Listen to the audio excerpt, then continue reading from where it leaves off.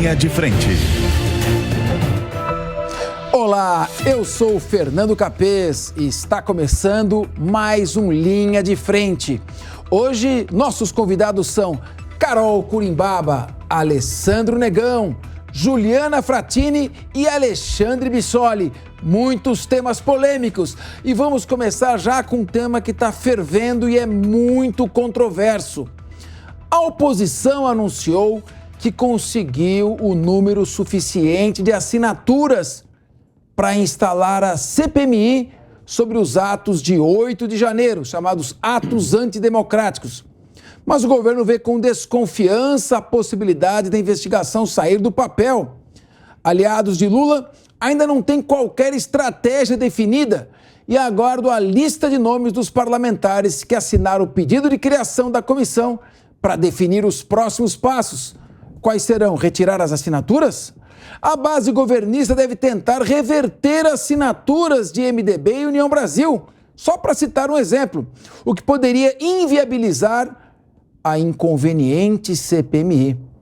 O deputado federal André Fernandes, do PL, afirmou ter obtido a assinatura de 172 deputados e 32 senadores, o que já possibilita a protocolização do pedido.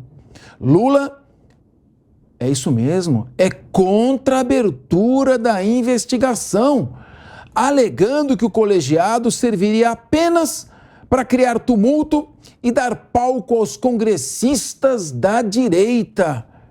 Eu queria começar ouvindo você, Alessandro Negão. Por que o governo está com medo de uma CPI que é pública, é transparente, todo mundo vai ver a investigação? Exatamente. O que você acha, Alessandro? Como diria o ditado, que não deve não teme, não tem problema nenhum de abrir-se uma CPI agora, principalmente porque todos queremos saber para que isso nunca mais aconteça aqui no Brasil. É lógico que vão ter pessoas que vão dizer assim, mas a federal já está vendo isso, o STF, eu ouvi recentemente de uma jornalista, o STF está investigando isso. Mas o que a gente quer saber é como aquela quebra-quebra aconteceu, quem são os principais culpados. Teve gente do governo, teve gente que fez vista grossa, teve gente que, na verdade, nem fez vista grossa, nem sabia, nem estaria lá. A gente está até agora batendo em um ou outro, que é o caso do governador e também do secretário de segurança, mas no final das contas o que a gente quer mesmo saber é quem mandou, quem pagou, não se arrasta tantas pessoas para um lugar como aquele. Você não consegue entrar em Brasília, você não consegue entrar ali no Congresso em pleno domingo como se fosse um local de visitação. Não é aberto ao público e não é um público que chegou do nada, é um público que foi muito mobilizado e acabou entrando lá. E é muito estranha essa história.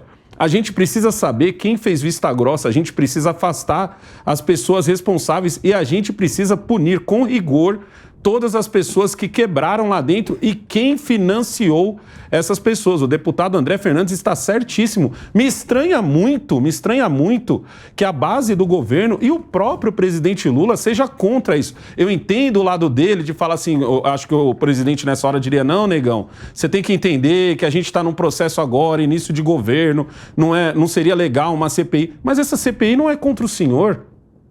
Eu tenho certeza que o senhor não tem nada a ver com isso, o senhor deveria ser o primeiro. O mundo adoraria ver o senhor como um democrata, que o senhor mesmo diz, o mundo adoraria que o senhor pegasse e chamasse para si essa responsabilidade e junto com o deputado André Fernandes conseguisse até mais assinaturas para que a gente possa realmente saber o que aconteceu. Não é o seu governo que será investigado pela CPMI. E sim os responsáveis pelo que aconteceu no dia 8. O que aconteceu no dia 8 foi muito errado. E isso tem que ser jogada uma pedra em cima desse assunto, tem que ser resolvido esse assunto. Não ter uma CPMI agora, o que vai acarretar é que o pessoal de esquerda vai ter mais 4 anos para qualquer coisinha colocar a culpa no dia 8. Choveu hoje, a culpa do dia 8. Os juros aumentaram, culpa do dia 8. A inflação aumentou, culpa do dia 8. A oposição não está deixando a gente trabalhar porque ela está fazendo uma oposição. É culpa do dia 8, são os extremistas do dia 8. Não, todos deveriam estar de mãos dadas agora para descobrir tudo sobre o dia 8. Pois é, Juliana Frattini, eu estou curioso para saber se, por exemplo, as autoridades, não só do Distrito Federal, de Segurança Pública, se tem autoridades federais que estavam envolvidas, se teve gente que recebeu o aviso antes e fez corpo mole, quem são aqueles que incentivaram o planejamento, se tem infiltrados. Juliana, você que está de vermelho, não tem curiosidade também? Olha, boa tarde a todos, aos meus colegas. Não é vermelho, é laranja. Já esclareci isso aqui, inclusive antes no começo. Mas vamos lá, né? A questão é a seguinte, muito me estranha também que o governo não queira levar para frente essa investigação. Porque, na realidade, acredito que até o momento, uma das principais conquistas do governo instituído tenha sido uma harmonização. Eu não sei até a que ponto ela é superficial ou se ela tem sustentabilidade entre os poderes. Então, entre o executivo, legislativo e o judiciário. Até no retorno dos trabalhos do judiciário, a ministra Rosa Weber fez uma declaração muito interessante sobre o judiciário estar de pé ainda, apesar de todo o quebra-quebra do dia 8. Foi um diálogo, assim, muito soft power, ninguém acusou ninguém, não disseram que iam pegar ninguém, enfim, não foi um discurso violento. Então, por que não fazer essa CPMI? Por que não abrir? Na verdade, eu acho que fica feio para o governo. Eu acho que é ruim para o governo não abrir essa CPMI. Agora, o Ibanez já fez as suas declarações meses atrás, quando foi acusado de supostamente facilitar para os grupos, né, que cometeram atos lá de destruição em Brasília. Ele já deu as suas devidas explicações. Tem que se averiguar. Isso fica mal e pega mal para o governo federal e para os poderes envolvidos. É isso. Carol Curimbaba, se nós estamos falando de atos que possivelmente iriam acabar com a democracia, inviabilizar para sempre o funcionamento dos poderes, seguindo a tese que está sendo aventada, será que a população não tem o direito de saber, através de uma investigação pública e transparente, qual o limite do envolvimento de quais autoridades, pessoas infiltrados ou não? A CPI não teria pelo menos esse dom de trazer à luz uma investigação até agora sigilosa? Sem dúvida, Capês. Em primeiro lugar, olá para todos os meus amigos aqui da mesa, vocês que nos acompanham. Na verdade, a grande vantagem de se abrir e se iniciar uma CPI é justamente essa transparência. Se vai dar em alguma coisa ou não, geralmente não. Mas essa transparência é essencial.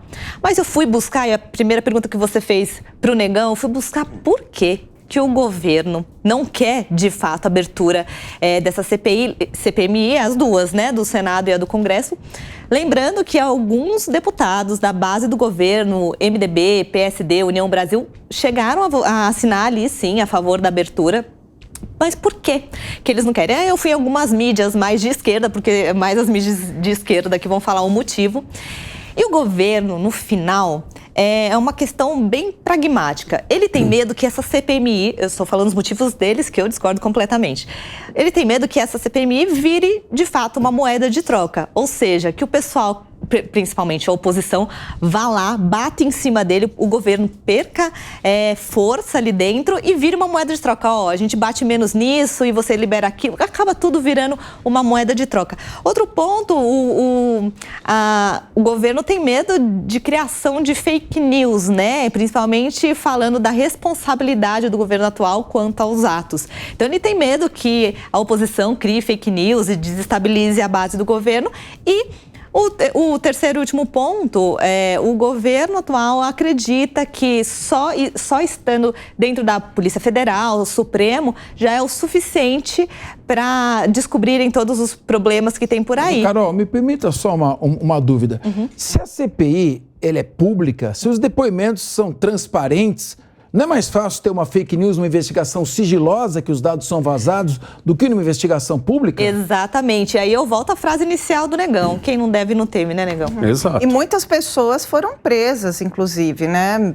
Em decorrência dos atos, que foram chamados de atos terroristas. E tem inocente preso e Sim. tem criminoso Então, solto. Por isso que precisa agilizar o processo, né? Com certeza. E infringiu diretamente, atentou diretamente contra a democracia, que foi toda a discussão realizada tanto pela esquerda democrática quanto pela direita democrática. Ninguém tem interesse em ter grupos que assaltam a democracia ligados ao espectro político. Bom, não é verdade? Bom, já falou aqui, já falou a direita, já falou a esquerda, já falou o centro. Vamos falar agora o direito. Bissoli, Alexandre Bissoli, o que você acha? É circo ou é uma investigação transparente? Capês, eu acho que a gente tem algumas coisas que são medidas nessa grande disputa. Eu costumo dizer, frequentando ali o dia a dia de Brasília, semanalmente, a gente escuta muito. Ainda essa semana tive com o vice-líder do governo, Igor Timo, discutindo esse assunto, discutindo por que o governo briga tanto, né, para que isso não vá adiante. E a desculpa do governo é aquela de sempre, né? Ah, não, porque isso no início dos trabalhos legislativos pode atrasar o processo de se discutir aqui internamente outros assuntos mais importantes, como reforma tributária, isso e aquilo. Mas a grande verdade, o que a gente percebe? Primeiro é que o governo topa, como uma segunda alternativa, a CPI no Senado. Lá seria uma CPI. Porque ficou claro na eleição do Rodrigo Pacheco que o governo tem maioria no Senado. Na Câmara, que seria a CPMI, porque ela é mista com deputados, senadores e uma coisa mais ampla, existe um receio. Um receio porque você tem um número maior de membros nessa comissão e você tem menor controle do resultado dela. E aí vem o grande receio do governo, por quê? Porque hoje quem conduz a investigação é o Ministério da Justiça, com uma intervenção feita no Distrito Federal, numa narrativa claramente criada para atingir alguns objetivos contra determinadas pessoas. Quando você tira a condução da mão de uma linha que está levando tudo isso para determinada conclusão e passa a ter um outro órgão, que é o Legislativo, fazendo uma investigação, uma discussão paralela, você não tem a certeza do resultado final que essa construção de investigação trará. Não que eu esteja discutindo que as autoridades públicas, Polícia Federal, o Judiciário não estejam fazendo o trabalho que deve ser feito, não é isso. Mas você tem o trabalho sendo feito na condução de uma Secretaria de Estado, que é o Ministério da Justiça. Quando você tem no Legislativo algo paralelo e legítimo, porque nos ataques do dia 8 de janeiro, todas as instituições foram afetadas. Então, nada mais legítimo do que o Legislativo também querer passar limpo o que aconteceu e entender. Foi uma instituição afetada e muito afetada nesse dia também. Ô Bissoli, a gente costuma dizer o seguinte, você sabe disso, um jargão no direito. O que não existe não pode ser provado. Então, se não existe envolvimento de ninguém do governo, por que ele está com tanto medo que seja feita uma investigação pública? Isso que eu não entendo. Porque essa é a grande questão. Hoje você parte do princípio das investigações contra quem você elegeu que deve ser investigado. O problema é quando você que investiga pode começar a se tornar um investigado também. Porque o Ministério da Justiça tinha suas responsabilidades naquele dia e tinha a atuação que deveria ter sido feita. Lá no Palácio do Planalto, existe a guarda presidencial e uma série de mecanismos de segurança que também passaram a ser questionados. E aí nada disso está hoje sob investigação do governo federal. Quando você cria uma comissão autônoma que começa a puxar esses personagens também para o centro das investigações e pode chegar a outras conclusões ou a mais responsáveis, ainda que por negligência, é onde você pode começar a chegar no governo federal. E é isso que se quer evitar. Sabe o que é o mais grave? Ô, Juliana. Essa situação de suposta negligência colocou em risco a própria figura do presidente. Por isso que é tão importante. Porque imagine numa circunstância em que o presidente estivesse ali, ele seria ameaçado, certo? Mas acho que, Juliana, tem um fato mais importante ainda. Quem são as pessoas que estavam ali dentro, no interior dos prédios públicos, destruindo para sempre, definitivamente, patrimônio histórico de toda a nação? Quem são estas pessoas? Da onde elas são? Qual a formação delas? Quem financiou? Quem foi avisado e se omitiu? Será que a gente diz que as investigações, quando são conduzidas pela CPI, elas se tornam investigações políticas. Mas será que essa não seria uma investigação técnica? ao contrário de uma investigação política que possa estar sendo feita fora do âmbito da CPI? Não, e você tem que ver uma outra coisa também, um fator que pode incentivar e muito o presidente Lula a mudar de ideia é o seguinte: hoje nas redes sociais a gente já tem um certo movimento de desconfiança contra o governo. Do tipo assim, não que o governo tenha incentivado e colocado lá os seus infiltrados, mas que ele tivesse feito vista grossa, que ele tivesse deixado... Porque assim, o governo foi o maior beneficiário dessa história toda, porque... Se teve uma ruptura, se teve uma quebra, uma tentativa de quebra da democracia, e quem saiu de bonitão nessa história foi o Lula. Até com aquela imagem dele junto com os 27 governadores, aquela imagem que roda o mundo, que até hoje eu falo que se duvidar, ele vai ser indicado para o Prêmio Nobel da Paz. Ele ganhou com essa história, mesmo que numa coisa triste, não por querer dele, entendeu? Mas assim, se levanta uma desconfiança... Tipo, pô, esse deveria ser o cara que devia... Não é o André Fernandes que deveria estar puxando essa CPMI. Deveria ser o próprio Lula. O próprio Lula deveria estar falando assim, não, gente, vamos puxar porque a gente tem que deixar a transparência aqui. Quando o próprio governo é contra, isso alimenta aquelas pessoas da internet que vão agora desconfiar do Lula, que vão agora desconfiar do Flávio Dino, que vão agora desconfiar da própria AGU, né, de inteligência. Não, de inteligência. ABIN. Vão desconfiar do gabinete de inteligência. Então, isso deveria ser um incentivo ao Lula vir e resolver. Agora, Alessandro, se não tiver CPI, será que a oposição vai criar o movimento do sem investigação? Porque depois que integrantes do MST invadiram 3 fazendas de cultivo de eucalipto da empresa Suzano, no sul da Bahia, o ministro do Desenvolvimento Agrário e Agricultura Familiar, Paulo Teixeira, que é jurista formado pela São Francisco, evitou fazer críticas às recentes ações e afirmou que pretende mediar as negociações entre o grupo e a empresa. Abro aspas. O Paulo Teixeira, né? Entre aspas, imediatamente liguei para o MST, sugerindo a eles que possam negociar as questões relacionadas a esse terreno e, portanto, nós vamos levantar toda a situação do conflito e há um conflito ali de 10 anos. Fecha aspas. Bom, de acordo com os dados da empresa, só na região essa empresa cujo terreno foi invadido, gera 7 mil empregos e beneficia 37 mil pessoas com renda. Bom, acontece que a líder do MST na Bahia deixou transparecer que a intenção não era mesmo denunciar latifúndios improdutivos, mas só chantagear o governo para ocupar cargos no poder. Abro aspas, novamente. O MST acendeu o alerta amarelo diante da demora do governo federal em nomear a presidente do INCRA. Presidente, não a presidenta do INCRA. Além da invasão ser um caso de polícia, crime capitulado no Código Penal, é também um caso de política. O PT tem uma inegável ligação com o MST. Nos governos Temer e Bolsonaro, e a rigor, já no governo Dilma, o INCRA vinha se dedicando cada vez menos a aumentar o número de assentamentos e cada vez mais a melhorar a vida das famílias, fazendo com que esses locais se tornassem comunidades capazes de produzir. Eles ofereceram programas de capacitação, melhorias de infraestrutura, moradia e insumos. Todas essas medidas estavam relacionadas a políticas de titularização, que somente nos últimos 4 anos emitiram o dobro nos últimos 4 anos dos 200 mil títulos emitidos em 13 anos das gestões petistas.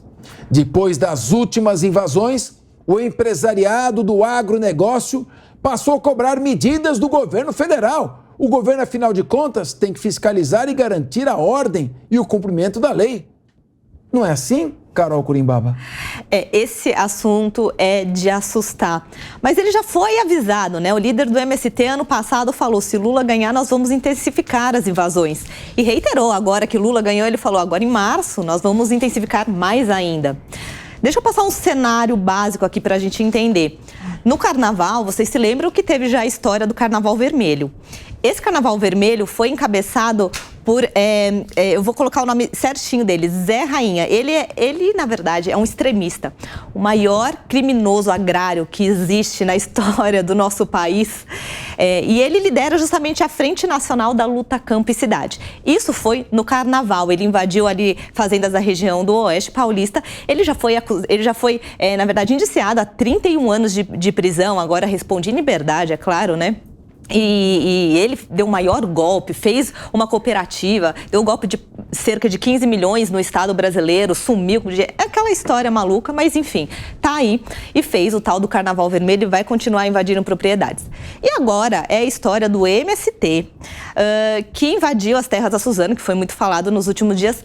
Terras produtivas, eu lembro falar que sempre terras produtivas, então não me venha com essa desculpinha de boi dormir que são terras para eles terem um espaço. O próprio Capês mostrou aqui que o que eles querem é espaço no governo, é ali que eles querem realmente ter um espacinho. O governo se manifestou, sim, através do ministro do Desenvolvimento Agrário, que aí já aponta para outro problema. O Ministério da Agricultura, que é o MAPA, ele foi completamente esvaziado. Ele foi dividido em 3, que é o Ministério da Agricultura, né, que está esvaziado, com o ministro Carlos Fávaro, inclusive, sendo filmado em eventos do MST. O Ministério da Reforma Agrária, né, praticamente é o Ministério da Reforma Agrária, liderado pelo petista, e também o Ministério da Pesca. Então aí você já mostra que essa foi a posição do governo, vamos conversar com criminosos. Então, Capês, isso assusta muito, e eu falo isso de questão pessoal mesmo. Graças a Deus, nunca tive minha terra invadida, a terra da minha família, mas tenho amigos que tiveram. E o que é a invasão de terra? Eles muitas vezes destroem o maquinário que a gente financia a vida inteira para pagar. Eles destroem sim a plantação, e no caso da Suzano foi destruído parte da plantação, às vezes até agressivo com as famílias que trabalham naquele lugar. Então a gente tem que jogar luz para esse tema sim, porque é um tema de segurança nacional, Capês. Juliana, se o governo tolerar esse tipo de ação criminosa, de invasão, você não acha que corremos o risco de ter aí 4 anos de invasões seguidas se não for tomada uma medida enérgica? Eu não acredito que o governo deva tolerar ações criminosas de nenhuma natureza, nem do MST, nem em relação ao 8 de janeiro, né? Embora apresente essa ressalva, né? Se provoca uma CPMI ou não. Mas eu queria chamar a atenção aqui para uma coisa. Tanto você, Capês, menciona aqui que é inegável a relação do PT com o MST. A Carol também menciona que já disseram que iam intensificar as invasões. Logo, o que eu concluo daqui, dessas falas? O PT não tem uma relação direta com o MST. Não acredito que tem. O MST, eu entendo que seja uma organização independente que pede, sim, apoio para o partido, para o PT. Não sei se só para Juliana, o PT. só para pedir à produção, para colocar entre aspas, okay. Juliana Fratini, o PT não tem ligação com o MST. Vê se coloca aqui enquanto ela fala, devolva a palavra para você. Tá bom. Acredito que não, você já está fazendo uma provocação aí, que eu sei. Mas eu estou me baseando no que vocês mesmos disseram. Qual que é a relação direta, gostaria que vocês me dissessem, do PT atualmente, tá? Especificamente do ministro Paulo Teixeira com o MST. Se vocês mesmos disseram aqui que o MST disse que ameaçou o governo e tem interesse político. Pode ser que, eventualmente, lideranças do MST... Pode ser que eles estão com pressa. Estejam também fazendo um jogo de poder com o governo. Como é que a gente pode afirmar uma coisa ou outra? Eu não sei. Ô Ju, eu posso só respondendo as suas perguntas. Uhum. A gente precisa fazer a separação também das famílias, que eu já falei aqui no programa, extremamente vulneráveis, que realmente querem terra. E aí que os governos passados, desde o governo Temer e Bolsonaro, fizeram esse levante de titularização e também conscientização, colocar a capacitação dessas famílias. Isso é divino, esse é o caminho da solução do problema. Essas são as famílias realmente que precisam ser abraçadas. Diferente dos líderes que cometem crimes. Aí a gente está falando desses líderes. Exatamente. E se você pega os gráficos de invasão de terra, desde o governo, FHC estava extremamente alto, baixou, voltou no governo Lula, baixou de novo. No governo Bolsonaro foi 11 invasões por ano, mais ou menos. E agora, nos primeiros 2 meses de governo Lula, já tiveram, que ironia, 13 invasões só em 2 meses. Então, aí eu pergunto, se o governo é supostamente conivente, né? Um governo que tem como cabeça a principal liderança do PT, por que é permitido o MST fazer 13 invasões? Por quê? Isso não prejudica o governo também? Eles querem desestabilizar, né? A força mas aí do mostra que, eu concordo, desestabilizar a força do agronegócio. Mas daí para dizer que é a mando do PT... Mas o governo não está atacando, o governo não está atacando o agronegócio? Isso eu não disse, eu só digo que ele está conivente porque ele fica em silêncio. Eu queria perguntar o seguinte, Alessandro Negão, você já plantou alguma coisa no quintal da sua casa? Senão vão invadir lá também, hein? Nunca, mas minha mãe vive plantando lá. Ixi, tomate, então, parece o Leandro Leonardo, né? Tomate. Olha só a frase que até o Capês leu aqui, ó. Todas essas medidas estavam relacionadas a políticas de titularização que somente nos últimos 4 anos emitiram o dobro dos 200 mil títulos emitidos em 13 anos de gestão petista. Pegou a visão? Isso explica tudo. Entendeu? Isso aqui explica tudo. O MST e o PT são irmãos. Concordo que, de repente, não é o PT que diz assim, ó, vá lá e invada aquela terra. Da mesma forma que eu tenho certeza que o PT não diz, vá lá e invada aquele prédio. Acontece que a gente está falando de pessoas que não têm onde morar, de pessoas que não têm a sua própria terra. Nessa hora eu estou falando de MTST e estou falando de MST. Todos dois, você tem pessoas de bem ali que só querem um lugar para morar ou pessoas que só querem um lugar para poder fazer a sua plantação, a sua agricultura familiar. O problema é que essas pessoas estão sendo geridas por pessoas que, desculpe o termo, estão cagando para essas pessoas. É simples assim. Essas pessoas estão agora querendo pressionar o presidente, que é parça deles. Isso foi exposto aos ventos em toda a campanha do PT. O PT não fez campanha sem os líderes do MST, sem o grosso ali do MST. Então a gente tem que também saber dividir as coisas. A gente não pode olhar... Eu não gosto do termo, por exemplo, que a Carol usou aqui, que é o termo de bandidos. Eu entendo que ela está falando mais para o pessoal que está mais para cima da operação, mas eu não curto esse tema, por quê? Porque, igual ao MTST, eu conheço muita gente que mora em casa que a casa foi invadida. Que eu conheço gente que já negociou com o dono da propriedade, que o dono da propriedade preferiu que aquela pessoa ficasse ali porque ele teve medo de entrar uma pessoa com quem ele não pudesse conversar. Agora, Alessandro... Então, eu entendo o lado dessas pessoas, mas o problema é quando você vê as lideranças, e as lideranças não estão nem aí para essas pessoas. Então, eu pergunto o seguinte... Para a liderança é interessante invadir. Agora, Alessandro, se é assim, o Bissoli, você não acha que tem que ser feita, então, uma investigação? Se a invasão com violência, com força, é um crime, e se existem pessoas planejando com premeditação esse tipo de ação, você acha que o caso é de diálogo ou, por exemplo, nesse caso, a Suzano procurar instaurar um inquérito policial e identificar os autores que eles sejam denunciados? Eu me lembro, só para completar, que aqui em São Paulo, um grupo colocou fogo na estátua do Borba Gato. Está longe de ser bonita, mas é um patrimônio, um próprio de todos nós, patrimônio de todos nós. E aí foram feitas prisões, parou na hora esse movimento. O que você acha? Você não acha que tem que ter diálogo ou ação? Capês, eu acho que a gente tem um precedente muito claro no país no início do ano, com focos diferentes, com objetos diferentes, que foi os atos de 8 de janeiro. Ali, sem individualizar condutas, de forma coletiva, saiu se prendendo todo mundo, quem estava em quartel, quem estava levando marmita para quem estava no quartel. Por quê? Tendo um núcleo principal que cometeu crimes horrorosos, que alguns chamam de terrorismo, eu tecnicamente não entendo que foi o terrorismo, apesar de terem sido crimes a serem repudiados. O MST é a mesma coisa. Quando vai invade, o que tem diferente de terrorismo quando você chega armado, com foice, com não sei o quê, quebra, destrói máquina, invade área, que antes se defendia que eram áreas improdutivas. E agora qual é a dúvida de que um monte de plantação de eucalipto, com uma das maiores empresas do Brasil de produção de celulose, não tem nada sendo produzido naquela terra? além de estar sendo produzido, está gerando emprego e renda e imposto para o país. Isso é um crime. Você acha que é um atentado antidemocrático do ponto de vista de que o Estado Democrático de Direito está sendo desrespeitado também. E aí eu cobro uma coisa. Cadê as autoridades, Judiciário, Ministério Público dessa circunscrição, que pegando o exemplo dos atos do dia 8, que o órgão máximo do Judiciário no país, que é o STF, deu exemplo, que pode ir lá, prende sem conduta individualizada, depois marca audiência de custódia e vai separando o joio do trigo. Faz igual.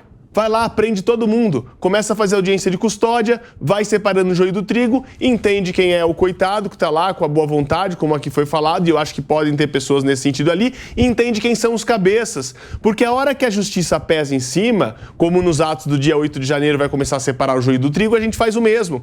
Porque não dá para tratar com normalidade atos de invasão de terra dessa natureza. Não dá para alegar que o que antes se usava como pretexto terras não produtivas invada a terra não só que produz, mas que gera emprego, renda e arrecada imposto. Deixa eu fazer uma pergunta para você.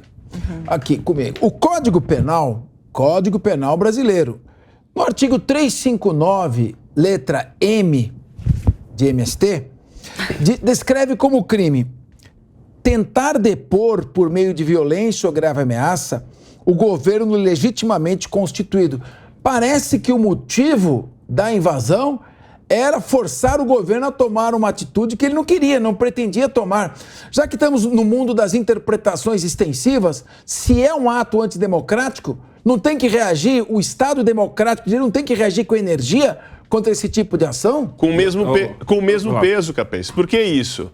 Porque a gente tem algo que poderia ser motivo de um protesto, e protesto sim, pacífico, dentro dos modos de protesto é legítimo, qualquer um pode fazer, de direita ou de esquerda. Agora, quando esse protesto começa a superar as questões de legalidade e infringir a lei para os seus objetivos, se tornam atos reprováveis que carecem de sanção pesada do Estado. Senão a gente tem 2 pesos, 2 medidas. Bom, agora vamos falar também de um outro tipo de invasão extremamente nociva, e nociva a todo o meio ambiente e ao mundo, que é o desmatamento da Amazônia, o garimpo ilegal, o desmatamento desenfreado. Pois bem, em conversa com jornalistas, a ministra do Meio Ambiente, Marina Silva, tentou explicar o aumento recorde de desmatamento na Amazônia no mês de fevereiro e justificou com uma espécie de revanche, mesmo em período chuvoso. Ela ainda aproveitou para cutucar o governo anterior. Vamos ouvir esta pérola dita pela nossa ministra. Vamos lá, roda sonora. Marina Silva desabafando. Olha, estão desmatando mesmo no período chuvoso. É uma espécie de revanche às ações que já estão sendo tomadas na ponta. E vamos continuar trabalhando. Esse é o nosso objetivo.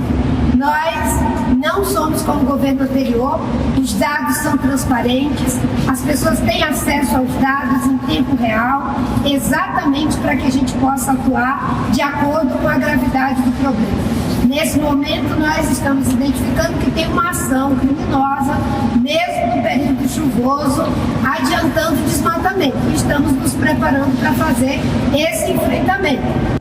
Bom, então tá aí. Carol Curimbaba, segundo a ministra, as quadrilhas, as organizações criminosas que estão desmatando, cortando a madeira da Amazônia para exportar, para vender ilegalmente, o garimpo ilegal, estas pessoas, então, foram lá não para realizar ações criminosas, rotineiras, como já vem fazendo. Elas foram lá para pirraçar a ação da ministra Marina. O objetivo de todas essas organizações foi, vamos, como ela mesmo diz, vamos começar a cortar madeira, vender vendas ilegais, garimpo ilegal, só para cutucar a nossa ministra. Querida Carol Curimbaba, desceu já do palanque a ministra ou ela não começou, ou já começou a administrar contra as cutucadas? Gente do céu, eu acho que ela foi pega de surpresa. Porque, de verdade, ela é a mesma pessoa que falou que metade da população brasileira passava fome, que foi a primeira pérola dela, a segunda pérola dela agora falando que é retaliação contra ela. Eu não duvido das boas intenções da Marina Silva. Na verdade, eu reitero que eu acredito que o agro brasileiro deveria abraçar a Marina, porque ela tem uma imagem muito boa no exterior, especialmente na Europa, que é uma região que exige sustentabilidade no mundo inteiro, né? Então a gente tinha que, de fato, abraçar a Marina. Eu acho que ela tem total capacidade e já sabe de como o agro brasileiro é extremamente sustentável, ela pode vender isso para o mundo inteiro. Mas eu acho que não é possível, ela foi pega de surpresa naquele momento, ela usou isso como desculpa. E lembrando, gente, que a gente também tem que sempre dividir o que é desmatamento legal do desmatamento ilegal e o que de fato está acontecendo. Então quer dizer que vai ter retaliação para sempre e eles não vão dar conta disso? Juliana, não seria um pouco de egocentrismo da ministra dizer que o desmatamento da Amazônia está sendo feito só para pirraçá-la? Não, de jeito nenhum. A Marina Silva, ela não é egocêntrica, ela não tem ganas de ter um destaque, inclusive, maior do que o presidente, se for colocar em comparação, né? Até porque a gente precisa lembrar que a Marina Silva estava totalmente fora desse governo. Ela entrou no finalzinho ali da campanha. Ela já foi uma candidata independente e ela teve muitos problemas com o PT. Ela entrou apenas para compor a Frente Ampla, acreditando que o governo seria um governo de frente ampla. Mas muito bem, estão falando aqui da posição da Marina diretamente, né? Acredito muito no que a Carol mesmo comentou. A Marina e o agro, o meio ambiente, o agro, aliás, eles precisam se reconciliar definitivamente. Não pode haver mais essa polarização entre agro e meio ambiente, até porque ela, de fato, é uma figura que no exterior é bastante respeitada pela questão da sustentabilidade. Até quando quem é favorável ao meio ambiente vai difamar o agro? Até quando isso? Eu falei aqui uma vez, eu vou repetir se você me permite, até porque você não estava aqui, então eu vou falar especialmente para você também. Olha só, nós temos um governo que quer combater a fome, que trata do combate da fome. Como é que esse governo vai combater a fome se estiver brigando o tempo inteiro com o agro? Se não valorizar o agronegócio devidamente como deve ser valorizado, não vai combater a fome de outra forma. É irreal, é uma mentira. Ju, eu posso aproveitar essa deixa? Que aí você tá levantando a bola, vai. Não, mas é uma realidade. Não, é uma realidade. Você foi falar do agronegócio, você cutucou, agora você ouve. Agora você ouve. Você provocou, você vai ouvir, vai. Mas eu falei mal de uma coisa ou outra. Não, é uma coisa real. Vamos voltar para a pauta anterior, falando do MST, que o MST teima em falar que o agronegócio é o causador da fome do mundo. Só para lembrar, desde 1970, que foi a grande revolução do agro, Revolução Verde que a gente teve aqui no Brasil, quando a gente deixou de ser importador de alimento para ser um dos maiores exportadores, a cesta básica caiu 50% dentro do orçamento, dentro do custo do bolso da população brasileira.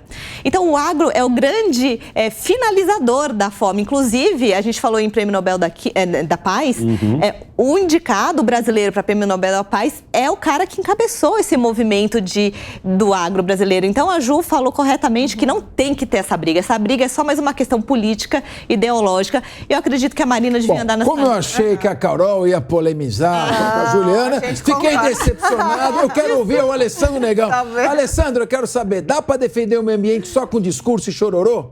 Mas é o que normalmente eles gostam de fazer, né? Isso a gente não pode... Isso todos os líderes mundiais, na maioria das vezes, eles gostam muito de falar. Marina Silva é muito respeitada lá fora porque ela tem o discurso que o europeu gosta, ela tem o discurso que o americano gosta, ela tem o discurso que o próprio DiCaprio gosta, apesar do DiCaprio ir lá e gastar muito, poluir muito com o seu jatinho, entendeu?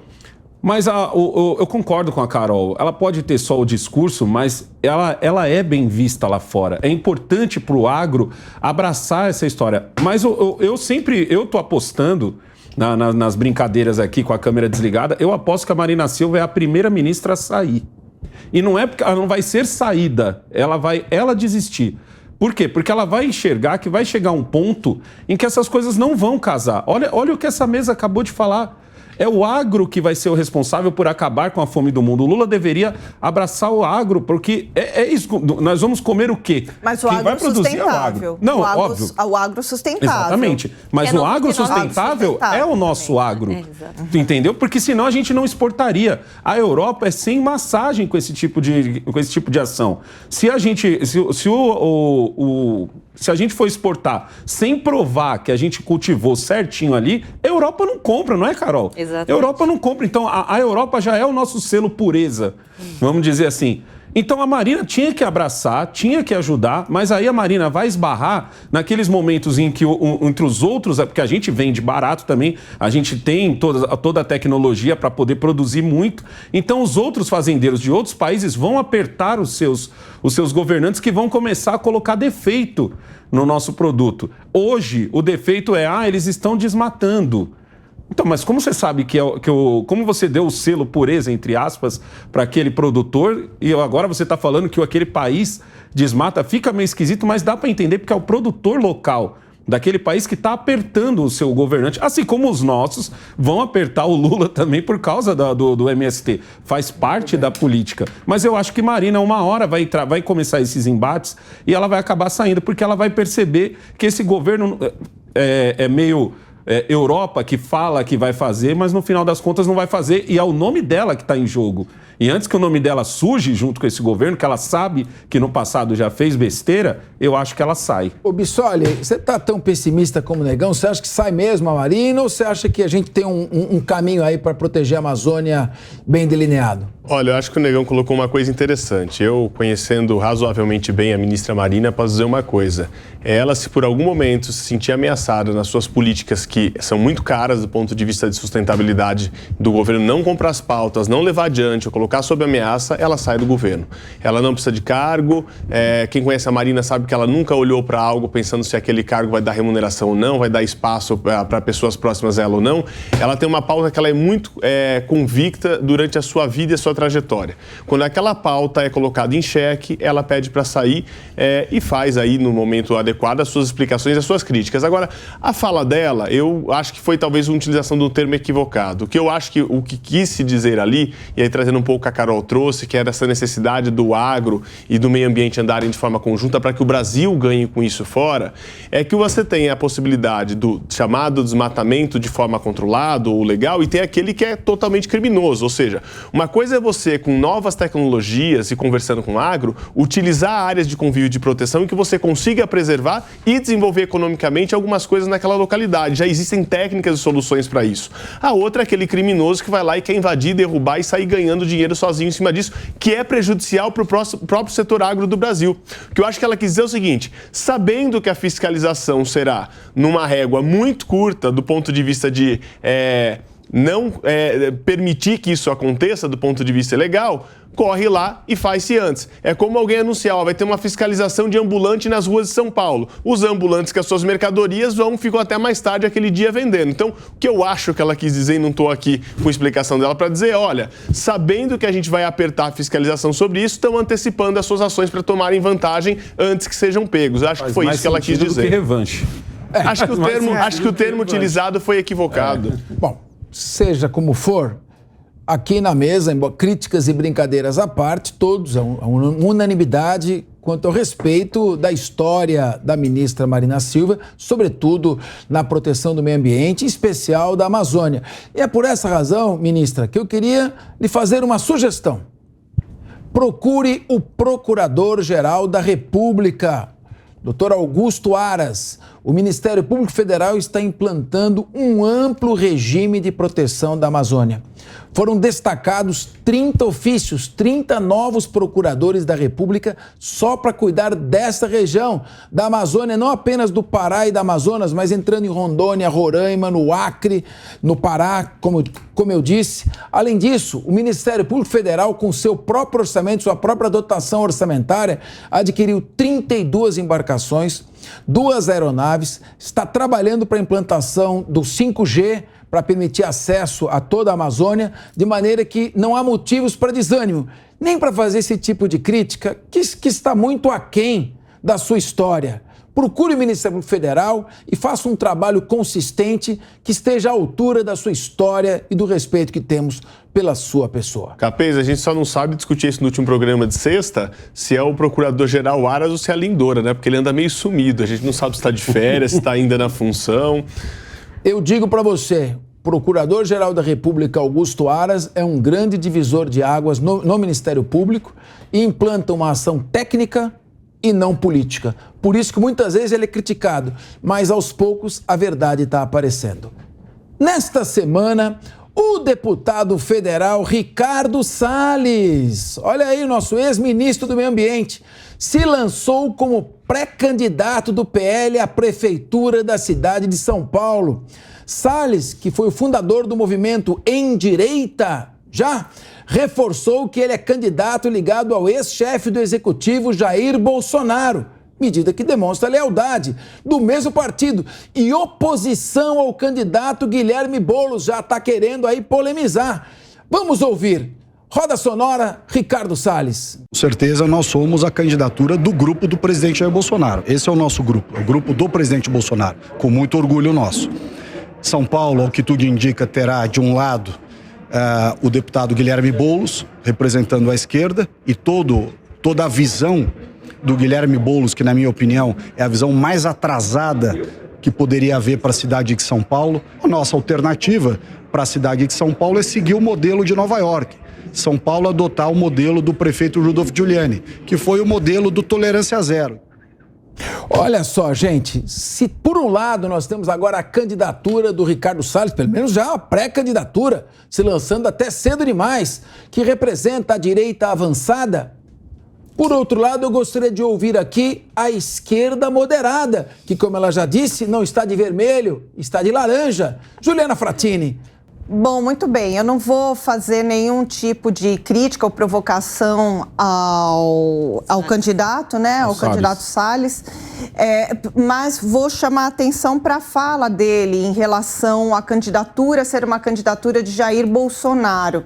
Eu não entendo por que ele insiste nisso, sendo uma personalidade de direita que tem condições, e como você mesmo falou, de criar um novo movimento de direita e quer ficar com o espólio de Jair Bolsonaro em São Paulo. Mas o Boulos vai vir como candidato do Lula. Então, o Boulos vem como um candidato de esquerda do Lula, já está bem definido aí. Agora, para o campo da direita, haverá outros candidatos. Um deles, Vinícius Poit, outro, talvez, o Arthur Duval, mamãe falei. Só fazer uma pergunta para você. Só uma pergunta para você, no seu raciocínio. Claro. Você acha que, a julgar pela última eleição, existe algum espaço fora do campo Jair Bolsonaro e Lula na política hoje? Você acha que se colocar entre um e outro, você acha que algum candidato tem chance de ir ao segundo turno? Acredito que sim, por que não? Eu não entendo o porquê dessa insistência em os novos políticos, as novas lideranças, tanto de direita quanto de esquerda, se colarem somente a lideranças populistas. Do campo da esquerda, já expliquei aqui algumas vezes, este governo, ele só se fez porque foi um governo vendido como um governo de frente ampla. Se fosse um governo puramente lulista, provavelmente não teria vencido as eleições. Esse é o ponto. Agora, mas o Lula encabeça porque, de fato, é a liderança com mais musculatura. Então, essa foi a estratégia. Do ponto de vista do bolsonarismo, existia uma direita rachada. Ficou uma direita bolsonarista e uma outra centro-direita querendo construir uma terceira via, que foi mais ou menos o que tentou a esquerda com a frente ampla. Só que essa terceira via não se viabilizou. Então, por exemplo, se vão disputar para a prefeitura de São Paulo, Salles, Poit, por exemplo, o Poit não vai. pelo bolsonarismo e é legitimamente de direita. Mas é um ele excelente vai ter candidato de Bolsonaro direita. no palanque. Agora, o Poit, Ele vai ter o Bolsonaro no palanque. Duvido. Não. Eu te garanto. Não. Da mesma forma mas que aí ele apoiou o Bolsonaro no Mas segundo o turno. Bolsonaro, o Bolsonaro vai escolher forma. o quê? Não, Momentinho. peraí. É só vai para os outros escolher poderem quem? falar também. Não, mas peraí, mas vai escolher quem? Alessandro Negão, eu quero perguntar uma coisa pra você. Você acha que um candidato que ficar meio assim, nem lá, nem cá, nem direita, nem esquerda, vai pro segundo turno ou vai ser uma eleição polarizada mais uma vez? Não, ele vai ter que tomar uma posição. Eu acredito que o Poit tome essa posição. Tome uma posição à direita. Tome uma posição, como ele mesmo gosta de falar, de construção de pontes. O Poit fala muito sobre isso. Mas eu acho que quem tem mais chances de brigar ali com o Ricardo Salles pelo segundo turno, já que, obviamente, vai o Boulos para o segundo turno, isso se o PT não colocar um candidato. Pelo combinado, deveria ser esse candidato Guilherme Boulos. Eu acredito que o PT vai dar para trás e não vai ajudar o Boulos, a não ser no segundo turno. Aqui você ainda tem Ricardo Nunes, o que eu acho que ele tem chance, porque ele é o tipo político que o paulista gosta, ele é um político quieto, certo? Ele é um político que não enche o saco, que não fica querendo aparecer como se fosse uma borboleta toda hora. E você também ainda tem Salles, Guilherme Boulos. Eu não acredito, se eu não me engano, mamãe falei não pode, então talvez venha o Kim Kataguiri. E o Datena, hein? Datena eu não consigo levar. Eu levo tão a sério quanto eu levo Danilo Gentili como candidato à presidência. Acho que uma coisa que o pessoal tem que se atentar é que dificilmente aqui você vai ter um outro candidato como o Ricardo Salles. O Ricardo Salles é um candidato mais combativo. Ele é um cara que vai pro embate, ele é um cara que não tem freio na língua. Entendeu? Ele é um candidato muito... Ele não é o candidato... Ele é o candidato que fala, cara, eu não sou só direita, como eu também estou aqui representando os valores do governo Bolsonaro. Ele vai vir com esse discurso. Isso não impede que o Bolsonaro suba... Vamos supor que São Paulo diga assim, não, você é radical demais, Ricardo Salles. Vou apoiar aqui Ricardo Nunes. Ou São Paulo vai apoiar Guilherme Poit. Eu aposto como eles vão dividir palanque. Agora, Alexandre Bissoli, nós temos o Ricardo Nunes que está na gestão, está com a máquina. Então ele está realizando obras, está promovendo asfaltamentos, ampliação de hospitais, está trabalhando quieto, mas esse quieto está produzindo efeitos aos poucos. Você acha que dá para descartar o Ricardo Nunes e já centralizar como somente duas opções nessa eleição, Ricardo Salles e Boulos? Capês, a gente sempre costuma falar que quem está na máquina, e isso é muito poderoso. Agora, nós tivemos algumas particularidades. Na última eleição, a gente presenciou para governo do Estado Rodrigo Garcia, político habilidoso, muito tempo na carreira pública, sabendo o que estava fazendo, não conseguiu ir ao segundo turno, porque a polarização nacional atropelou toda essa discussão de ser o político raiz. O Negão falou aqui que o Ricardo Nunes é aquele prefeito que o paulistano gosta, mas o Rodrigo Garcia também era o paulista raiz, no interiorzão e tudo, e foi atropelado nesse processo de polarização. Mas ele tirou o Tarcísio. Então eu acho que esse processo ainda continua, e aí você tocou no nome que eu ia dizer agora. Nós temos que entender o posicionamento do governador Tarcísio. Boa. Tarcísio vem fazendo uma ótima gestão, no meu ponto de vista, veio com toda a crítica de ser um personagem que vinha de fora, de ser do bolsonarismo, mas, no meu ponto de vista, o Tarcísio tem feito um trabalho exemplar, tem mostrado que veio para trabalhar, veio mostrado que não quer o radicalismo do governo Bolsonaro, e ele pode ser um fator de apoio muito importante, talvez mais do que até o presidente Bolsonaro, porque nós temos 2 anos para isso. Se o presidente Bolsonaro continuar nos Estados Unidos, fugindo, de ter medo de ser preso, não vem aqui liderar nada, ele vai ser visto como um covarde, não como um líder. Agora, o governador Tarcísio está aqui, conduzindo as coisas, trazendo soluções. Daqui a pouco mostra soluções concretas para o Estado, mostra que pode melhorar a vida dos cidadãos. E o prefeito apoiado por ele vai ter essa ajuda, porque esse nome não pode ser viável. Então, o que eu acho, que mais do que Bolsonaro ou qualquer coisa, se o governador Tarcísio fizer um bom trabalho, uma boa gestão nos próximos 2 anos, ele vai ser o fiel da balança para mostrar. Eu concordo, a não ser que a esquerda rache e divida até lá, porque também adoram dividir e rachar, mas se o Boulos for o candidato da esquerda, e ali com o mínimo de apoio do PT e não lançar nenhum racha, é o candidato que possivelmente estará no segundo turno. Pelo outro lado, quem terá o apoio do governador Tarcísio? Será que o governador Tarcísio, que é o nome ligado ao Bolsonaro, quer construir também os seus líderes? E aí tocou-se em 2 nomes ótimos aqui. Ricardo Salles, inclusive, tive a satisfação de, na última sexta-feira, tomar café ao lado dele aqui nos Jardins. Pessoa qualificadíssima, que traz essa pauta de direita com muita propriedade, ótimo debatedor. E você tem também o Vinícius Poit aí colocado, outra pessoa jovem. Agora, o que é uma característica comum, Capês, interessante? Nós estamos falando de 3 candidatos jovens, Boulos, Poit, Ricardo Salles. Olha como vem a renovação aqui para o cenário político local. O Ricardo Nunes tem um grande desafio, que é talvez trazer uma coisa mais de estabilidade, mais de algo que vem sendo status quo, e vão ter 3 jovens aí talvez disputando essa vaga no maior município do país. E também tem mais um ponto aí, né, nessa Carol. conta. Quem que o PL vai apoiar, né? Se vai de fato... Acho que vai até lá, tem que ver se o Bolsonaro de fato vai ter força ou não. Intervalo. Te respondo, Ju, o ponto do Salles continuar escorado ali no Bolsonaro. Eu acredito que, primeiro, ele foi ministro, então é natural, até por respeito, né? Ele foi eleito na esteira do Bolsonaro, ele quer seguir isso. E, infelizmente, eu acredito que as eleições do ano que vem, de novo, vão ser extremistas. Mas eu só quero chamar a atenção para um ponto, que é o que eu me preocupo muito. Guilherme Boulos, não se enganem com aquele olharzinho de gatinho do Shrek que ele faz na campanha. Esse cara é um perigo para nossa cidade. O Planalto acatou o pedido de Arthur Lira, presidente da Câmara, e autorizou a bonificação din-din para os 18 deputados que iniciaram seus mandatos em Brasília nesse ano de 2023. Os parlamentares novatos devem receber cerca de 10 milhões de reais cada um, mas esse valor ainda pode chegar aos 13 milhões de reais. Vale ressaltar que, pela lei, os deputados que estão chegando agora teriam direito de direcionar recursos, não teriam direito de direcionar recursos de 2023 para suas bases eleitorais, só no final do ano para 2024. Esse mecanismo orçamentário, foi elaborado no ano passado. Então, Negão, os deputados que estão chegando vão participar da elaboração do orçamento para 2024. E ali eles vão poder indicar as verbas para suas bases. Eles não participaram da elaboração do orçamento para 2023. Mas mesmo assim vão poder indicar até 13 milhões. Que beleza, hein? Que beleza, né? Isso é a cara do Brasil, né, mano?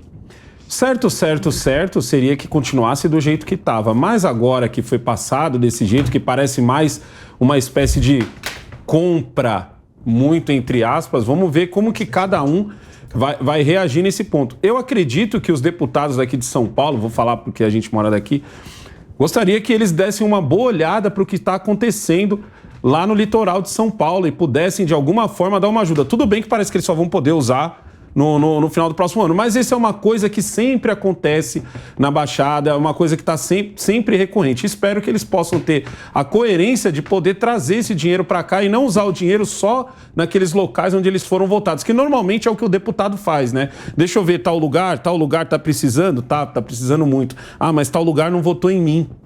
Ah, então vou ajudar aquele lugar que não está precisando tanto agora, mas aquele lugar me ajudou a me eleger. Aí vai botar aquela faixa bonita. Olha, agradecemos o deputado fulano de tal. Espero que dessa vez tenham a consciência de poder ajudar até quem mais está precisando. E nesse caso agora é o litoral. Minha querida Carol Curimbaba, você seria tão azeda como o Alessandro Negão nesse tema ou você acha que também eles têm direito? Afinal de contas, são deputados como os outros? Olha, vamos ser um meio termo, vai. Não em cima do muro nunca, mas um meio termo. A regra é a regra. Eles não participaram do orçamento, só para todo mundo ficar na mesma página. O orçamento é feito em agosto para o ano seguinte, né? Então, eles não participaram desse planejamento. É igual chega um ente novo na tua família e quer gastar dinheiro adoidado. Não é assim, a regra não é essa. Mas aí o Negão destacou um ponto muito importante, essa questão dos distritos, né? Porque hoje, como é que funciona? O deputado pega essa emenda, que eu não acho errada. Eu falo que eles estão brincando de Sin City, né? É a forma deles brincarem de poder executivo, de levar dinheiro para suas regiões. Eu não acho isso errado, só que isso deveria ser algo estruturado no voto distrital. Por isso que eu sou a favor. A gente separa os estados em regiões, pode ser distrital ou distrital misto, mas aquele cara é daquela região. Então, aquela região vai cobrar aquele cara. E aí a coisa flui muito mais e acho que fica muito mais característico. Só que hoje vira mais reduto eleitoral, vira uma brigaiada aí, que não é o que a gente quer, né? Juliana Frattini, os novos têm direito ou não têm direito? Legalmente, a princípio, não teriam, né? Mas tudo quanto é coisa... Pela regra do amor. Pela regra do amor, tudo vale, né? Entre quatro paredes, não é verdade? Ali eles estão em quatro paredes, então vale. Amor de bolsa cheia, né? Tá valendo. Então, olha, lógico. para a Juliana, tá valendo. Agora eu quero saber o seguinte... Não, você perguntou pela regra do amor. Regra do amor. E pela lei você acha que não? Pela lei, não.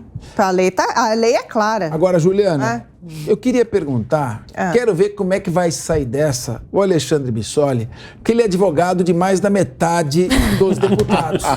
Então eu quero saber o seguinte, claro que deve ter os novatos aí que são seus clientes. É o cobertor Tá tudo curto. certo. E agora, como é que você vai se posicionar, meu querido comentarista?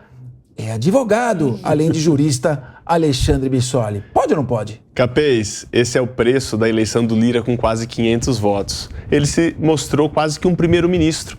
Na prática, a votação dele reuniu voto de direita e de esquerda. E esses deputados que agora tomam essas vantagens têm de direita e esquerda.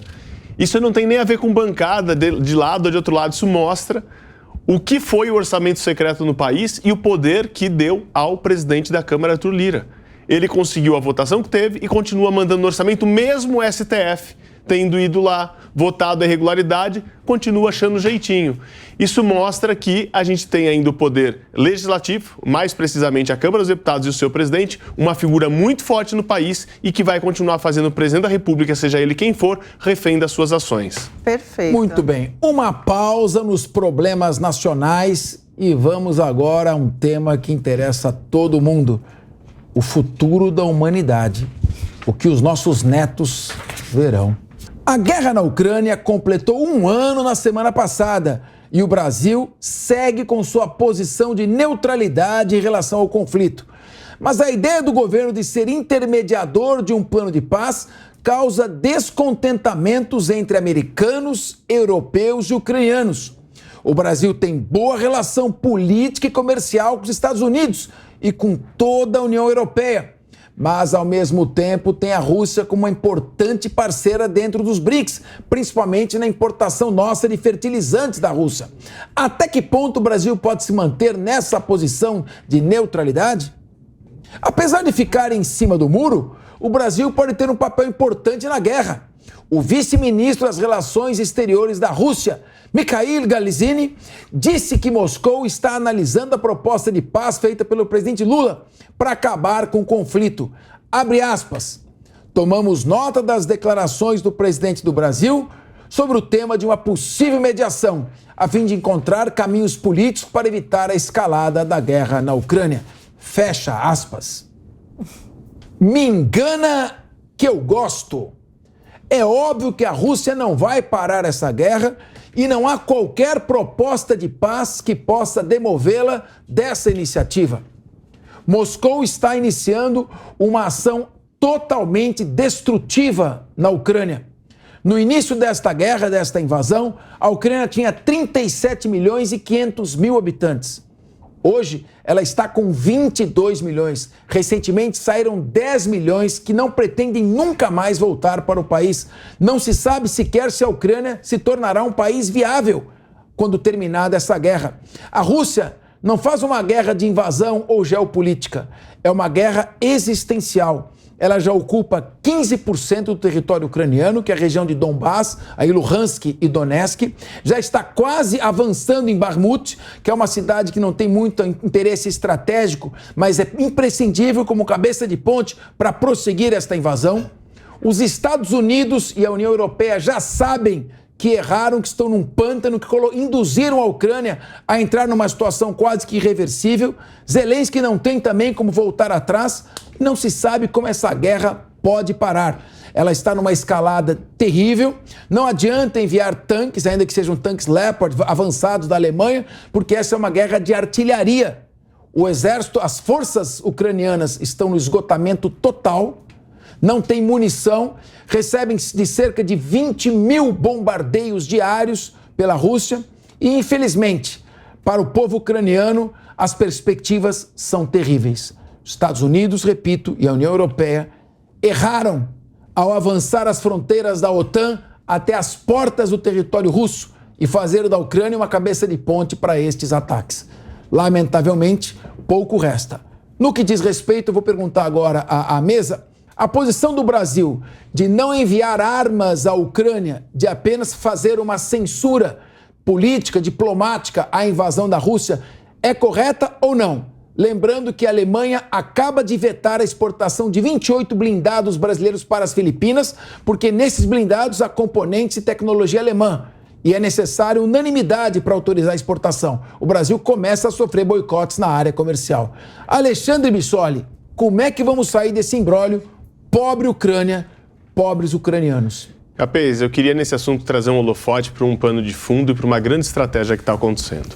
Na verdade, é um ambicioso plano do presidente Lula em buscar auto-preencher o seu ego ali, as suas vaidades, em conseguir seu prêmio Nobel da Paz. O que ele busca com isso? Sabendo que os Estados Unidos, alimentando a Ucrânia de insumos, de armamentos, não vai ser o agente capaz de promover a paz, sabendo que a Europa, dependente como depende das questões da Rússia, não vai conseguir ser o agente capaz de promover a paz, ele tenta criar uma frente de negociação e por isso não ajudar nenhum lado, nenhum outro com armamento, qualquer tipo de coisa. Porque fazer isso seria tirar a possibilidade de sentar à mesa com os dois lados. E quem ele busca trazer como aliados? Notadamente aqueles que fazem parte dos BRICS, porque já tem ali China, já tem Rússia, já tem a Índia e são países de alguma relevância nacional. E tenta agora, no episódio muito criticado pelos Estados Unidos e que muitos não entenderam, a história do navio do Irã que foi trazido para o Brasil. Por que o Irã fez essa comemoração dos 120 anos de parceria, aquela coisa toda? Porque quando Lula foi presidente lá atrás e o Irã estava num conflito muito grande com o presidente Obama, discutindo aquela questão do acordo nuclear, o Lula, que teve a grande estratégia de ir lá no Irã e falar assim, olha, nós do Brasil achamos um jeitinho aqui de fazer esse acordo nuclear só para poder enriquecer urânio para isso e para aquilo. E deu a mesma cópia do protocolo, sugerindo que o Irã adotasse aquela medida. O presidente Obama, fazendo ligação desesperada, não se mete nisso, não se mete nisso, mas ao adotar exatamente o protocolo brasileiro, o Irã conseguiu aprovar isso internacionalmente, mesmo a contragosto dos Estados Unidos. O que o presidente Lula faz agora? Recebe o navio para demonstrar essa relação nesse momento com o Irã, para buscar um aliado importante do ponto de vista de guerra. Porque tendo o Irã como aliado, é mais um grande aliado nessa estratégia que vai culminar com a viagem do presidente Lula nos próximos dias à China, que eu não sei qual será o teor da conversa dele com Xi Jinping, mas eu posso apostar que se chegarem a um acordo de juntos tentarem promover esse acordo de paz, o presidente Lula vai tentar capitanear para si, com o apoio da China, que é, em tese, quem dá suporte econômico para a Rússia nesse período de guerra, uma possibilidade de um acordo de paz, e esse é um ambicioso plano de Lula para ganhar o Prêmio Nobel da Paz. Agora, eu pergunto para você, Alessandro Negão, para o presidente Lula ser bem-sucedido nesta tarefa, nessa missão de celebrar a paz, a Rússia teria que se retirar completamente do território ucraniano. Você acha que ela vai sair de Donbass? Você acha que ela vai devolver a Crimeia, onde 90% da população é russa, fala russo, apoia a Rússia? Qual seria a medida? A neutralidade da Ucrânia seria um ponto. Mas a Ucrânia vai desistir, então, de parte do seu território? Essa paz é possível? Alessandro. Acho muito difícil. Eu acho que o máximo que o Lula conseguiria, se conseguisse sentar na mesa, o que é uma coisa que eu duvido muito dele conseguir sentar nessa mesa para conversar, eu acho que o mais longe que ele iria seria ter um empate, que eu acho que é o que vai acabar acontecendo ali. O que seria o empate? Seria literalmente o Putin parar de bombardear. Seria ele ter esse acordo de paz, de deixar a OTAN longe da sua cerca ali, que divide entre Rússia e Ucrânia. E eu acho que é o máximo que o Lula conseguiria. Mas assim, a gente sendo muito legal com o Lula. Mas eu acho que no final das contas, a posição que o Brasil vai adotar, e eu sinceramente acho muito correta, é a de, cara, vocês que são brancos que se entendam. Entendeu? No final das contas, ele vai chegar lá na China, vai tentar fazer negócio para vir, vai tentar continuar essa negociação entre Brasil e China, que a gente já está como parceiro há muito tempo e tá legal para os dois lados. Vai fazer, lógico, esse teatro de, como o Bissoli acabou de falar aqui sobre o Irã, e mais o Xi Jinping, vai tentar pelo menos se encontrar com o Putin para poder falar assim, eu cheguei lá e pedi para ele, tentei chamar uma cervejinha junto com vodka para tentar ver se a gente apaziguava, mas o russo está irredutível. Eu acho que o máximo que ele vai conseguir é isso. Se Deus quiser iluminar o Lula, ele conseguir pelo menos o empate, eu já acho que está de bom tamanho. O empate que eu quero dizer seria literalmente a Rússia parar de bombardear e ao mesmo tempo conseguir que a OTAN saia de perto da sua cerca ali que divide os dois países. Juliana Frattini, o Brasil, Colômbia, Argentina já se manifestaram contra o envio de armas para a Ucrânia. África do Sul, continente africano como um todo, em geral, sudeste da Ásia, Índia e China já começam a acenar para a culpa em relação à OTAN e aos Estados Unidos que provocaram desde 99, quando convidaram um país do leste europeu, 99, 2004, 2008, houve a invasão da Geórgia, golpe de Estado em 2014 para derrubar o presidente eleito de maioria pró-Rússia, ou seja, cutucaram essa perda de apoio diplomático e a certeza de que a Rússia vai vencer esta guerra, e eu digo isso porque o Ocidente está mentindo para a população. Está mentindo ao dizer que a Ucrânia vai ganhar. Está mentindo. Como o Brasil vai conseguir se posicionar? Como é que vai se convencer uma Rússia a retroceder nesse momento quando ela está com uma guerra praticamente ganha? Como? Isso é uma pergunta? Gente, o que o Lula vai fazer? É uma coisa tão absurda, porque nós estamos falando, olha o tamanho da Rússia, olha o tamanho da Ucrânia, olha o poder bélico da Rússia, que tem armas nucleares, inclusive, contra a Ucrânia. É um desnível, assim, de força que é gigantesco, é absurdo. Que não está nem ligando para sanções, hein? Não, é uma coisa, assim, absurda. Agora, o que o presidente Lula já fez foi se posicionar supostamente favorável ao fim da guerra em defesa da Ucrânia. Essa foi a posição dele, né? Inclusive em defender a integridade territorial daquele país. E assim como o Bissoli menciona, que faz parte de uma estratégia maior do presidente em tentar receber o Prêmio da Paz, Nobel da Paz, eu concordo. Eu acredito que faça parte mesmo de uma estratégia para isso. Mas eu não sei até que ponto é um plano, assim, maquiavélico, ou se faz parte do que se entende como todo o histórico do Lula para o desenvolvimento do país, Brasil, por meio dos seus programas de assistência social, por meio da sua diplomacia, por meio de barrar ataques contra a democracia brasileira, pelo fato de ter sido uma liderança presa. Eu vou perguntar uma coisa para vocês. Não é nenhuma questão política agora, é uma questão emocional. Afetiva, emocional, e que cada um pense aí. Se uma pessoa ela entende que ela foi presa injustamente por conluio de grande parte do poder judiciário desse país, uma pessoa que era uma liderança, você acha que ela vai sair da prisão o quê? Feliz? Você acha que ela vai sair boazinha? Ou você acha que ela vai retomar a sua dignidade de todas as maneiras que ela puder? Ele vai retomar a dignidade dele de todas as maneiras que ele puder. Uma desses caminhos já foi realizado, que foi se candidatar novamente e vencer umas eleições. E a outra é tentar ganhar o Prêmio Nobel da Paz. Então, eu entendo que seja isso. E acho que qualquer ser humano na posição dele, pensando com a cabeça de Lula, faria o mesmo. Só que tem uma coisa que você esqueceu, Juliana. Para ganhar o Prêmio Nobel da Paz, teria que ter a paz.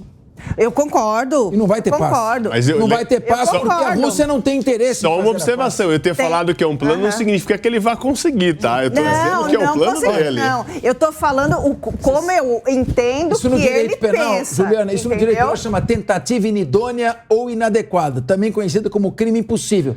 Não haverá paz porque a Rússia está com 500 mil soldados preparados para uma segunda fase de ampla invasão, acabou a munição da Ucrânia, os tanques enviados pela União Europeia, a população da Europa, dos países europeus, já se começa a se colocar contra a guerra. A Ucrânia está ficando sozinha, com a brocha na mão.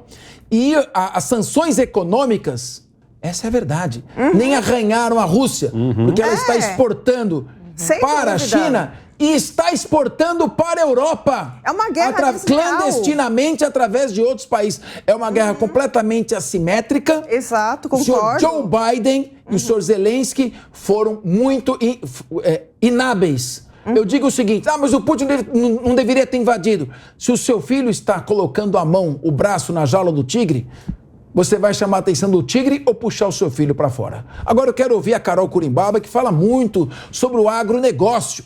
Carol, se o Brasil envia armas para a Ucrânia, ele está definitivamente rompendo com a Rússia. Se ele faz uma crítica meramente diplomática, ele está se posicionando corretamente no limite do razoável. Agora, a Rússia exporta para o Brasil 70% dos fertilizantes utilizados no agronegócio. O presidente Lula acertou na política externa ao adotar uma posição intermediária? Olha, imaginando que a intenção seja realmente buscar a paz, eu sou a favor dessa linha, eu sempre vou ser a favor dessa linha de buscar a paz, porque a Rússia é o 6º maior parceiro comercial do Brasil, a China é o primeiro, eles juntos, né, representam muito, claro, Estados Unidos é o segundo, e aí, mas a gente fica numa saia justa imensa. Cerca de 95% do fertilizante que a gente usa no Brasil é importado, gente, 95%. Isso é uma questão de segurança nacional, muito mais do que do petróleo que a gente falava antigamente, né? Então, esse é o ponto essencial. Eu acho que Lula tá com uma saia justa. A Ju colocou um ponto aqui importante, ele falou, tem até a frase dele aqui, que é inadmissível a invasão do território ucraniano por parte da Rússia. A questão do seu território é sagrada. Pena que ele não fala isso nas invasões do MST, né? Mas, de qualquer forma, eu acho que ele está numa posição que é bom ele buscar a paz, sim, só que a gente sabe que é um projeto pessoal dele que só falta ele dar tchauzinho de Miss Simpatia e falar que quer a paz mundial, né? Mas se ele conseguir, melhor. Bom, vamos mudar de assunto e agora vamos ler aqui no TP o tema Papa Senhor Barriga. Querida Juliana Fratini, o que é esse negócio de senhor barriga que eu não estou entendendo? Que assunto que é esse? É no Chaves isso aí? É no Chaves. O que é isso? Explica pra mim, eu não sei o que é isso. Cobrador de aluguel. Ah, é o cobrador de aluguel do seriado Chaves. Olha, não sei se a faixa etária aqui, todo mundo vai saber o que é isso. Mas vamos lá. E olhem só como não tá nada fácil pra ninguém. O Papa Francisco decidiu que os cardeais não vão mais ter moleza. E não podem mais morar no Vaticano de graça. Vão ter que pagar aluguel. Até agora, para viver em apartamentos da igreja, que não são nem luxuosos, são confortáveis, mas não tem luxo nenhum, eles tinham custo apenas com despesas básicas, como água e luz. O Ministério das Finanças do Vaticano disse que, devido ao atual contexto econômico, não está fácil para ninguém. O Papa ordenou a revogação das normas que permitiam a utilização gratuita ou em condições de favor dos imóveis pertencentes à Santa Sé. E agora, hein, meu querido Alessandro Negão, será que vai ter um movimento meio sem terra para invadir o Vaticano dos cardeais? É engraçado que a gente olha essa notícia e pensa assim, poxa, do que vivem os padres? Do que vive o Vaticano? E aí a gente sabe que o Vaticano é muito rico, e aí a gente começa a se perguntar também, poxa, mas precisa mesmo cobrar esse aluguel agora dos padres? E os padres, porque o Vaticano praticamente vive de doações, o Vaticano não tem empresas. Então, acho que a questão maior tá economizando, mas esse dinheiro vai entrar da onde? Porque o padre também não trabalha, ou o padre tem um salário. O padre vive da fé. E isso eu acredito que seja em todos os lugares, né? Pois é. Carol Curimbaba, e aí? Então, eu acho que é uma questão bem importante, porque o Papa, ele já vinha indicando essa questão de crise econômica ali dentro do Vaticano. Há um ano atrás, ele já fez uma redução de salário dos seus principais cabeças ali. Eu acredito, e é o que vem evidenciando, o Papa realmente está fazendo uma movimentação para a modernização da Igreja Católica, que esse também é um ponto extremamente relevante, e porque ele está perdendo muito fiéis. Então, ponto 1 do problema financeiro, pandemia. As pessoas não tinham dinheiro nem para comer quase, como que iam doar para a igreja. E o ponto 2 é a redução do número de fiéis por diversos motivos, inclusive o Brasil, que é o país com o maior número de católicos do mundo, teve uma redução expressiva. Então, acho que esses são pontos importantes, Capês. Juliana Fratini, você é a favor do aluguel ou é a favor do favor? Eu não sei julgar essa questão de igreja. Eu não sei, sinceramente.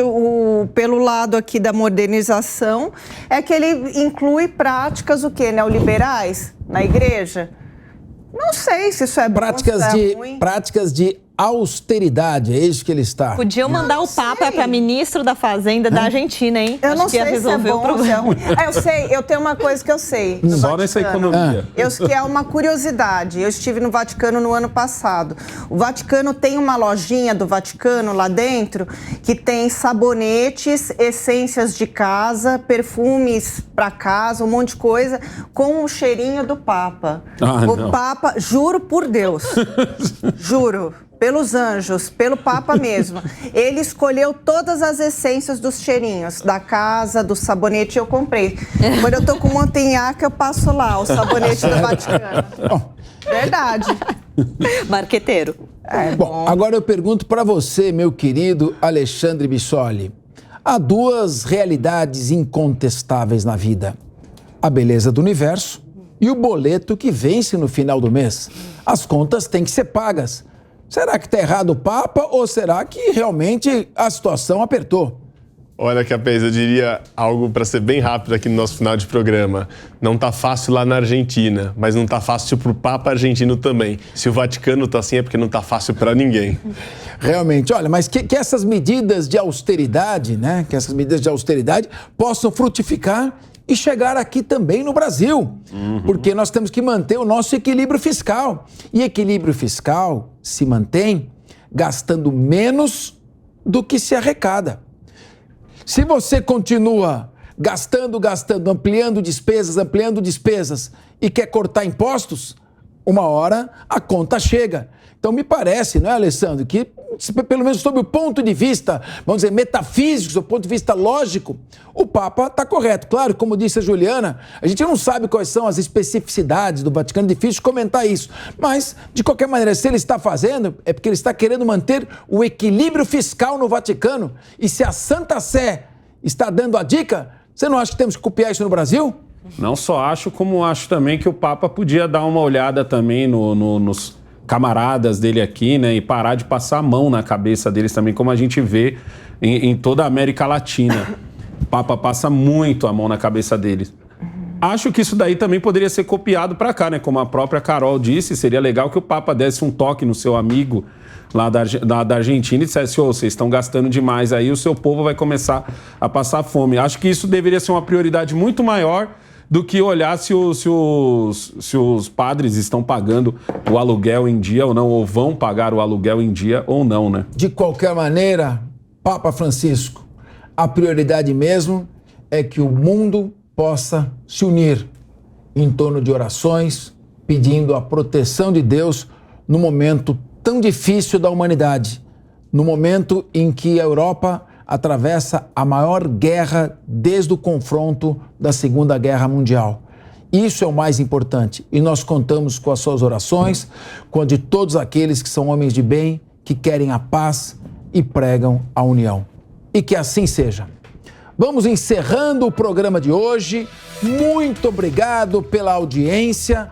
Tivemos aqui com a nossa Carol Curimbaba, Alessandro Negão, Alexandre Bissoli, a nossa Juliana Fratini, que veio de vermelho, mas está tentando sair pelo laranja, naquela que nem cá, nem lá, mas a gente sabe, vestido laranja, alma vermelha. E obrigado a você por toda a sua audiência e até o próximo Linha de Frente, aqui sempre na Jovem Pan.